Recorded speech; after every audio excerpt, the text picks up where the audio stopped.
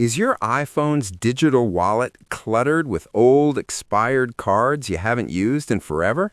It's not just messy, it can actually be a security risk for your personal data. Keeping your payment methods organized is essential for digital safety. Whether you're trying to clear out your digital footprint or just stop accidental charges, knowing exactly where your card info is stored is the first step. If you want to stop using a card for Apple Pay at checkout, start with the Wallet app.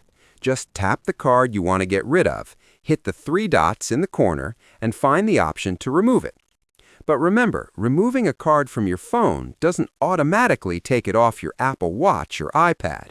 Each device stores this data locally, so you'll need to repeat these steps on every device you own. If you're trying to change how you pay for subscriptions like iCloud or music, head into your settings instead.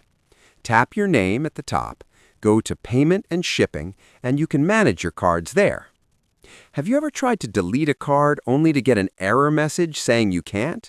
This usually happens because of an active subscription or an unpaid balance. The system won't let you leave a subscription without a valid payment method. The quickest fix is to add your new card first, and then the system will let you delete the old one without a fuss. Cleaning up your digital wallet only takes a few minutes, but gives you total peace of mind. Your physical bank account stays safe and untouched. You're just keeping your digital life organized and secure.